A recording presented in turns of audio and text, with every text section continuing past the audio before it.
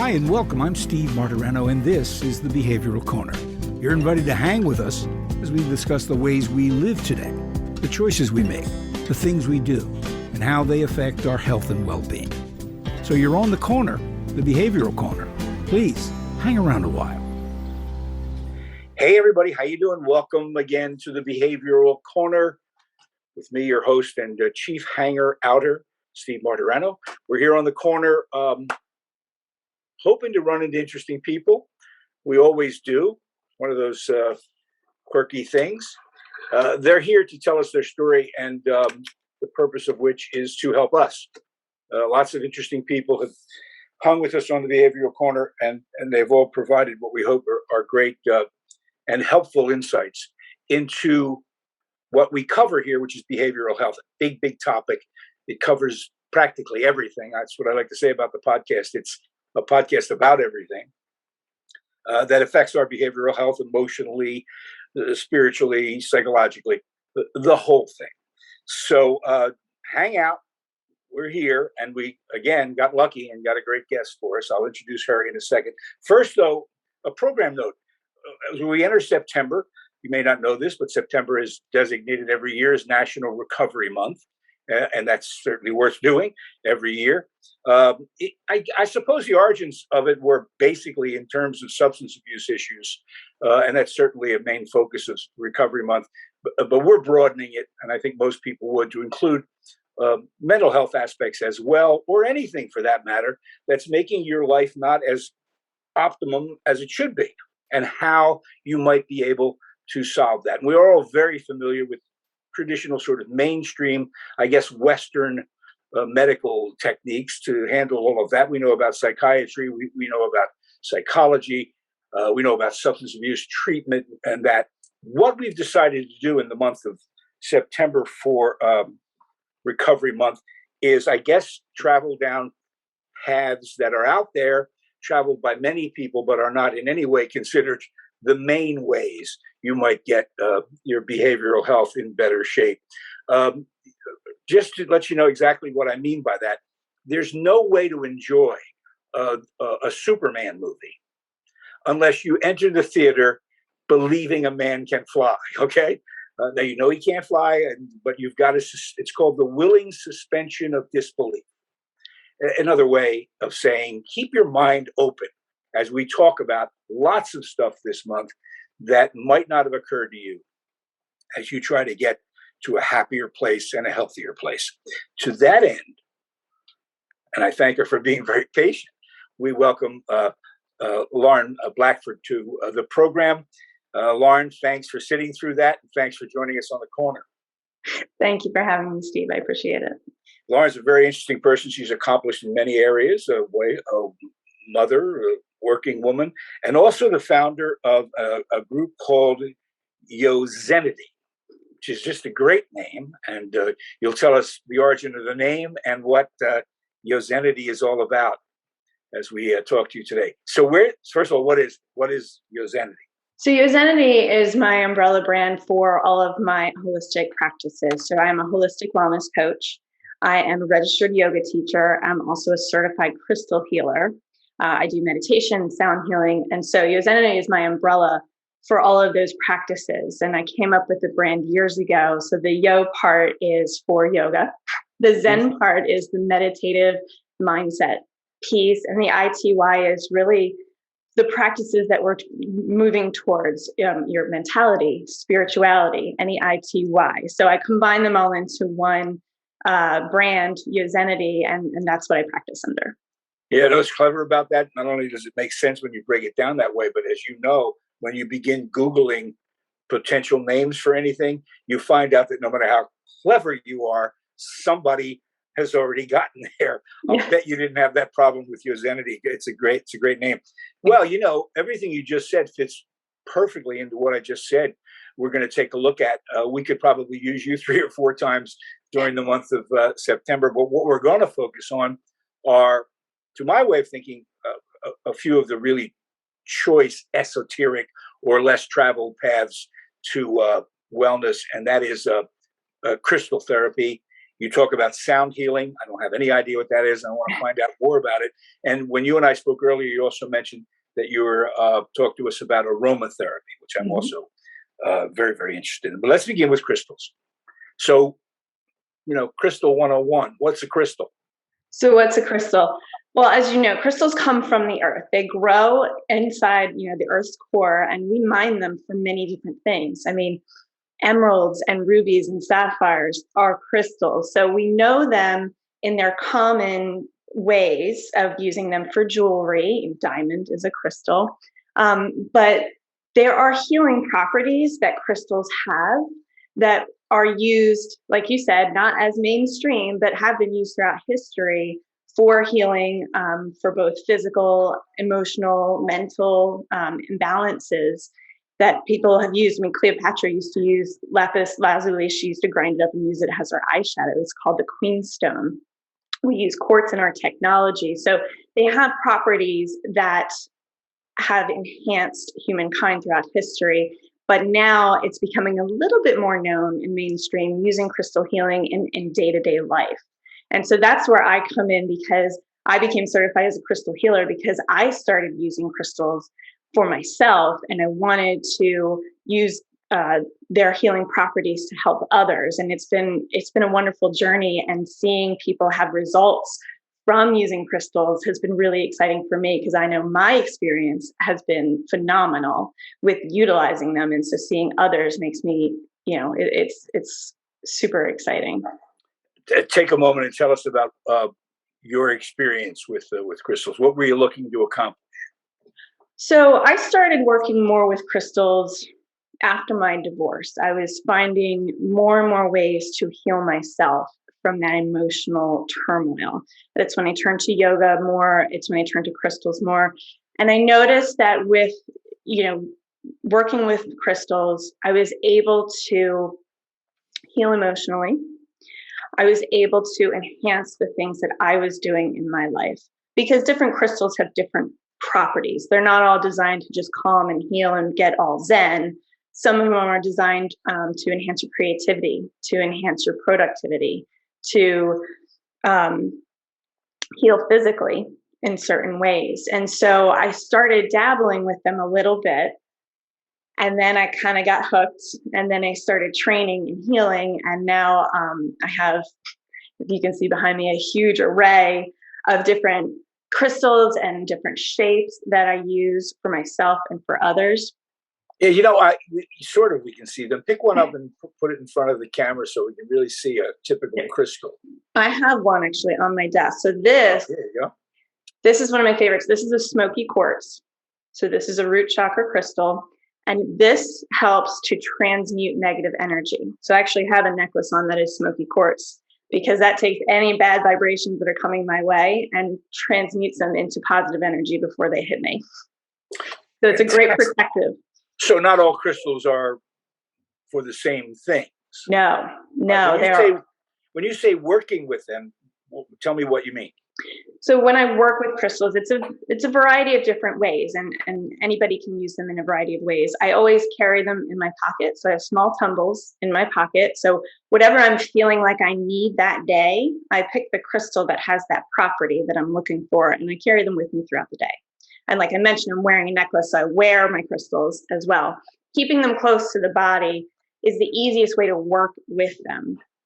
I will often hold crystals in meditation. That's why I have a wide variety of spheres, and that shape is wonderful to hold in meditation. I'll always buy them in twos and hold one in each hand as I meditate. And whatever I'm searching for that day through my meditation, I'll choose the crystal with that property.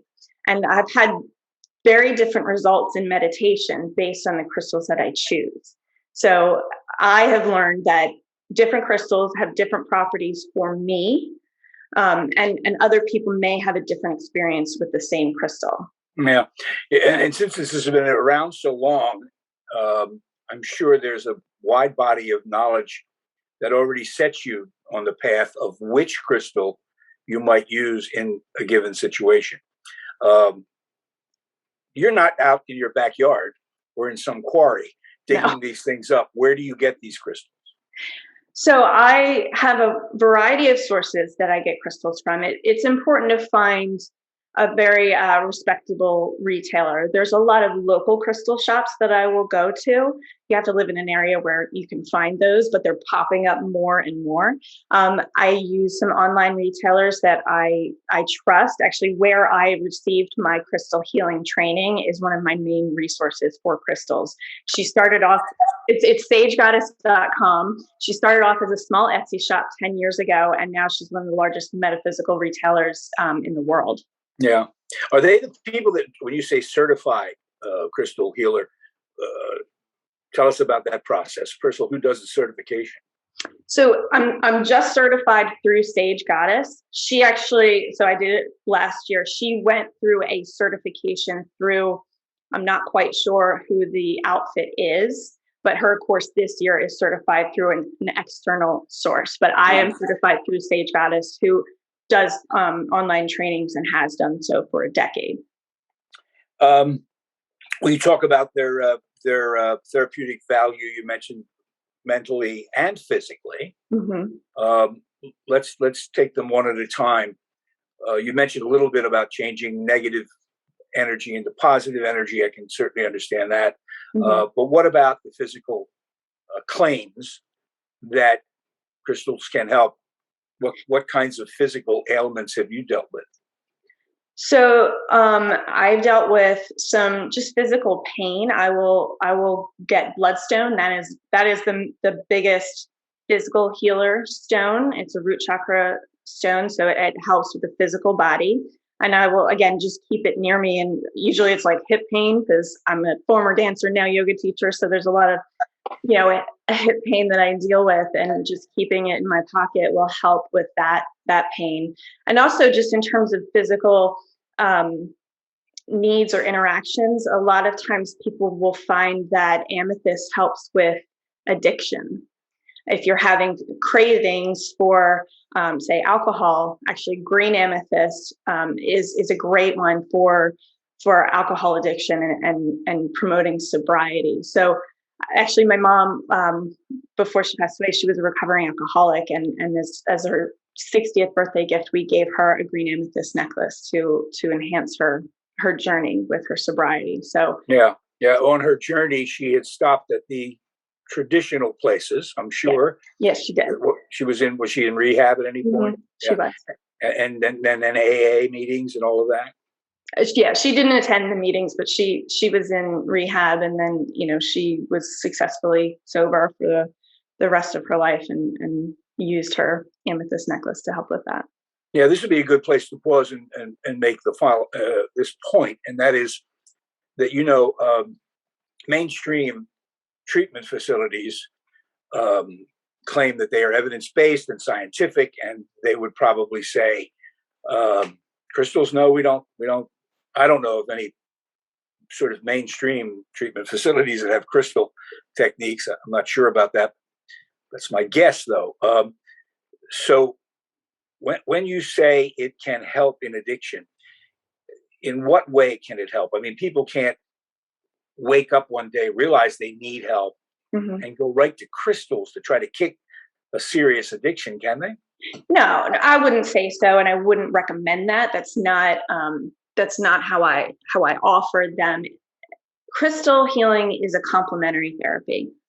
I would never steer anyone away from traditional help or therapy and say crystals are going to cure all of your things. But I am a huge fan of complementary therapies, including crystal healing and aromatherapy and any other therapy that helps to enhance whatever the person is going through that they want to recover from. I know when you and I spoke before you came on the corner that you mentioned that you're certainly aware of the resistance from the scientific and medical communities to these things, because in fact there probably is not a body of research, unless, correct me if I'm wrong, that suggests that there is potential here. I mean, I don't even think, do people even study this stuff in a in a scientific manner? How do you overcome that in the mind of someone who's looking for help? How do you break through the, come on, that's not going to work? So I like to explain it from a basic scientific view.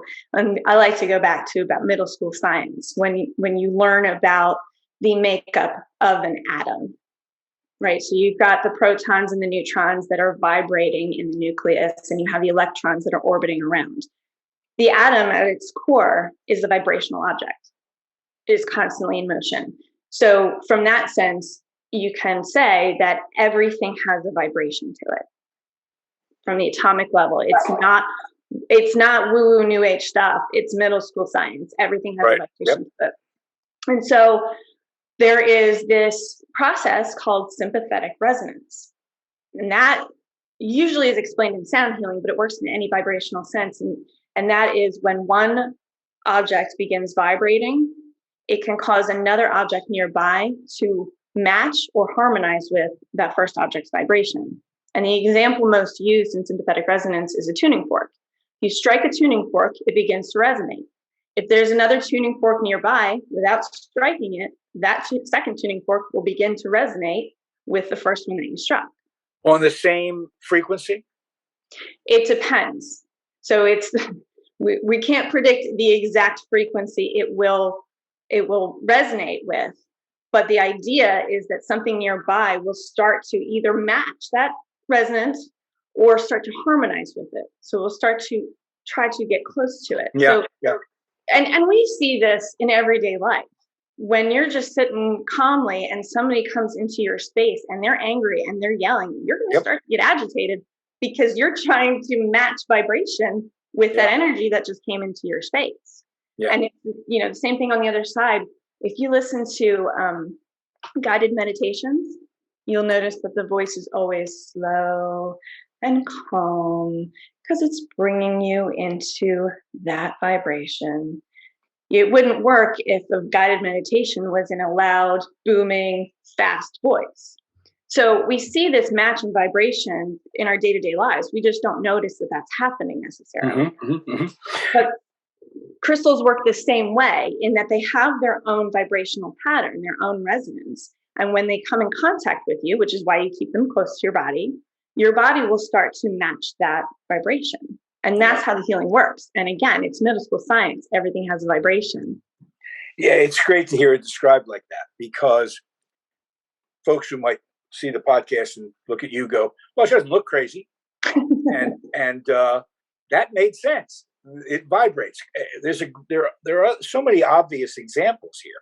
When you talk about a vibration triggering another vibration, that is in fact the essence of how all sound reaches us, because it's inside the ear that the vibration occurs, and that's how you get to hear it. If your ears are working properly, it also explains why some of us have been able to utterly overlook Bob Dylan's voice and just pick up on this sort of vibration because of what he's saying, not so much how he's saying it. It really does explain a lot of things that affect us positively or negatively because of this vibration that you very clearly in middle school science have just explained perfectly. So let's move from the crystal notion to this sound healing that you talked about. How does that work? What do you employ? So that's the same notion as the sympathetic resonance of the crystal. So as you explained, we hear the sound, it hits our voices, our ears. So I use different tools for sound healing. I have crystal singing bowls that I will bang on and move a mallet around to create a frequency. And there's different frequencies that have different healing properties. There's a lot, and if your listeners want to Google solfeggio frequencies have been studied actually to enhance different aspects of healing, and they relate to the chakras, which I could explain if you would like, but basically it's different frequencies that have different healing properties, just like different crystals have different healing properties. And so when you play a sound that resonates at a certain frequency, it will have certain healing results. So I have bowls, I have bells, I have drums, different things that I use for myself and for others. I've done some YouTube meditations and some sound healing, and people seem to really enjoy it. It seems a bit more tangible to some than other healing modalities, because we know the power of music. We know the power of sound. So it's not a huge leap to move into some sound healings and some meditation with some healing frequencies. Yeah, it's interesting to think about sound as a therapeutic modality, because it's like fighting fire with fire. The noise in our head, and it's louder now than it's probably ever been, is what can make us unhappy and unhealthy. And to use more sound or different sound is kind of an interesting idea. How's a typical session with you work? For the sound healing? Well, for I call you and I say I want a session. My back hurts or I'm unhappy. How does it look? I come in. How long's the session? All of that. So if I'm doing a crystal healing, it's about an hour, and we'll talk about what's going on with you, physically, emotionally, spiritually, energetically, and I will do a full body crystal healing. And usually, there is laying of crystals on the body. I'll sometimes crack some sound through them, so I'll take my bells and I'll crack sound through them, which pushes that frequency, that healing into the body. And I will recommend some other ways that they heal themselves at home, crystals that they can use. I also do wellness coaching. So if somebody is really looking to overhaul their health in a holistic way, that's a little bit more diet and exercise, that's a little bit more holistic, I offer coaching sessions, which I thoroughly enjoy. I have a certification in health coaching, but I moved into a holistic realm because I realized more and more that it really isn't just what's on your plate or how you're moving your body, but it's your lifestyle and your relationships and your interactions and the happiness in your job that really affect your health more than anything. Yeah. Well, one of the things I've learned from doing many, many years now of beginning with substance abuse issues, the first thing you begin to realize is that getting an addiction under control is not one thing. It's also a long process that has to do with, as you just said, eliminating the immediate problem, which is these cravings and the use, but then changing everything that contributed to that. So holistic techniques make a whole lot of sense. Can before we move to some of the other stuff that I want to talk to you about, can you tell me, give me some examples of specific physical ailments that people you've seen have had success with? I mean, migraines, arthritis. What sort of physical things do you find crystals help? Migraines are a huge one. Any headaches or migraines, you throw an amethyst right on your third eye, and that will take it away. That's interesting, because you say you carry, some people carry them, you wear it around your neck, but other times you need to apply it closer to where the problem is. Absolutely, especially if it's a physical ailment, that helps the most.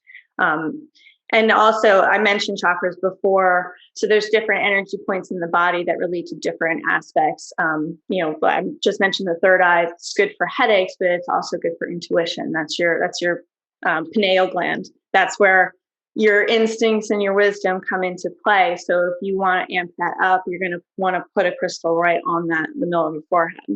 Yeah, instincts are much abused. Most people are taught from the beginning, don't trust your instincts. and your instincts are, that's an old habit we have. Yeah.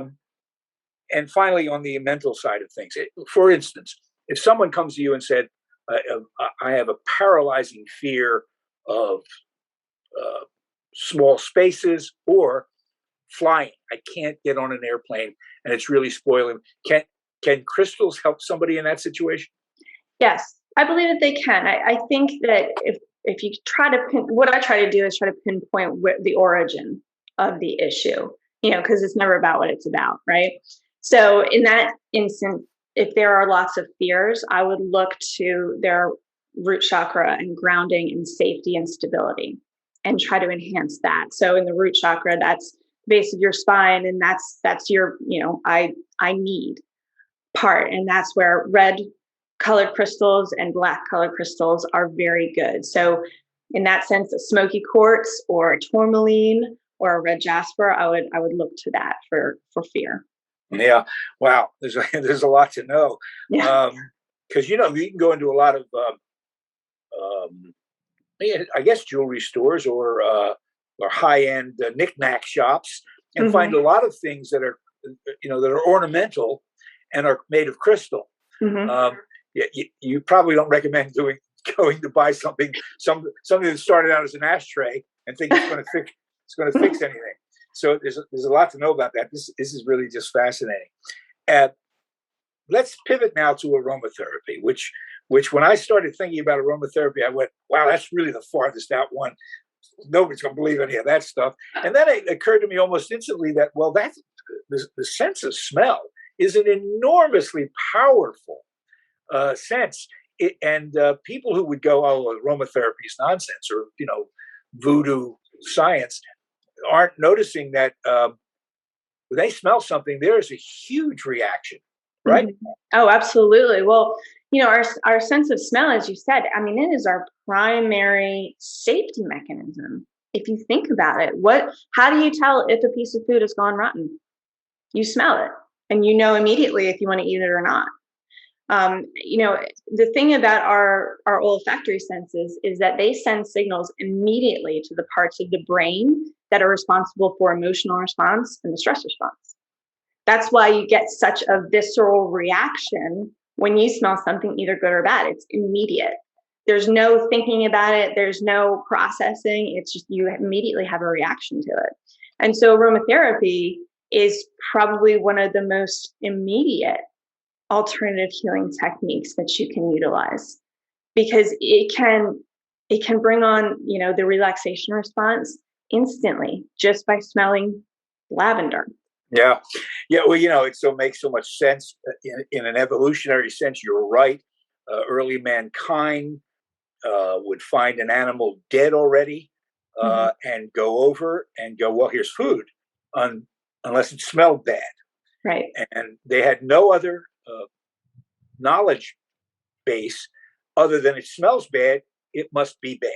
Mm-hmm. So you don't eat it. So it's really easy to understand that. My only experience, as I think back now, on anything approaching aromatherapy, it wasn't thought of as therapy, is, back in, my glorious hippie days, somebody was always burning incense. Mm-hmm. And then, at that point, it was more sort of fashion. I mean, this is what you did. You burned incense. But that's a kind of therapeutic use of incense, right? Oh, absolutely. Well, I think people use aromatherapy all the time. They just don't realize it's a therapy. You burn scented candles all the time based on your mood or the season. Like right now, you would not burn a candle that smells like a pine tree, but in a few months, you're going to want to, because that's the end response that you want. What's interesting about that? Almost everything with regard to that, what you just described, is predicated on one thing, and that is eliminating a bad smell. Mm-hmm. Right? Yeah. All of the air fresheners, scented candles, any of that is like, I'm not using it for any other reason than I want it to smell like springtime here. Right. But as you say, you're really wanting to change the way you think, right? Mm-hmm. Are you able to treat all the sort of things? Are you able to treat using aromatherapy? You can. And again, it's a complementary technique. It's not something I would say that replaces any traditional therapies, but you can use aromatherapy for a wide variety. I mean, I mentioned if you want, to ease some anxiety or depression, lavender is a perfect thing to use. I have a family member that suffers from vertigo, and he carries around peppermint oil. And whenever he's having a bad episode, that's what he'll be sitting there just sniffing his peppermint oil, and that helps him a lot. Mm-hmm. Black pepper oil is great for cravings. If you're trying to kick a bad habit like cigarettes or certain food cravings, black pepper has been shown to help with that. And again, it's an immediate reaction. And so How would you use that in a situation? How would you black pepper oil, just smelling it. Oh, it's an oil. It's an oil. Yeah, you can get black pepper oil, peppermint oil, all those, aromatherapy, when you're talking about it as this therapy technique, it's usually essential oils that are either sniffed directly, diffused in a diffuser, or sometimes applied topically, but you have to be careful and make sure that it can be applied topically. Some of them will burn. And to be clear, with aromatherapy, there's no ingestion of any of these. Not usually. Some people will ingest some of these, but that's not technically aromatherapy because it has to hit the olfactory senses. That's the main goal. Some people will put essential oils in their food if they're safe, but it's really for the smell factor, getting it straight into the brain for that end result. Right. Yeah, that's a pretty fast path, by the way. Lauren Blackford is our guest. Lauren is the founder of a wellness coaching organization or group called Yosemite, and she's been with us on this, one of the shows we're going to do about alternative paths to wellness. Lauren, it's been really terrific. I could go on and on about the things you do, and you say there are other modalities that are involved. We've talked about yoga in the past. We may do it again this month, but yoga is almost mainstream at this point. It doesn't seem as esoteric or off the mainstream as the other stuff you've talked to us about. I just want you to respond to this final notion, because I know it's out there and people are going to go, okay, some people say it works for them. That's good. If it works for them, that's good. But really, all that's happened is that they bought into this. The expression that comes up is mind over matter. If they believe it, then it works. First of all, is that correct? Do you believe that you're just convincing people that this stuff can help them, or it actually is? Does it matter at the end of the day? That's interesting. Well, I think everybody has their own perspective and experience. And if I don't ever try to convince somebody that this is going to work for them, I just like to talk about it and then see what their experience is. When people ask me what crystal they should get, what resonates with you? Find what you like. So whether it's mind over matter or the physical vibration, it doesn't matter if the end result is good. Again, this is a complementary therapy. Crystals are a tool, just like sound, just like aroma. They are just tools to get the end result that you were looking for. So it's really up to the individual. If it works for them, that's great. And it doesn't really matter how it gets there, right? Yep, on that point, and that's going to be the sort of guiding principle this month as we talk about alternative paths to wellness. If it works, and it doesn't hurt anybody else, it's very, very valuable. Lauren Blackford, we will have a link to your site there. If people want more information, they can do that. And we thank you for helping us, travel down some roads we might not have paid any attention to. Come back sometime. We got lots more we can talk about. Great. Thank you so much for having me. This has been great. Hey, and you guys listening, you know how to follow us on Facebook and all the places. We're on every platform where you can get podcasts. We also love to hear from you. And in particular, in this case, in this month going forward, if there's any area that you have had success with along these lines, let us know about it, because there's, I'm sure, stuff out there we've never heard of. Lauren Blackford, thanks for joining us. Thank you all for your time. And look for us coming up real soon again on the Behavioral Corner. Take care, everybody. At Retreat Behavioral Health, we believe in the power of connection and quality care. We offer comprehensive, holistic, and compassionate treatment from industry-leading experts. Call 855-802-6600 and begin your journey today.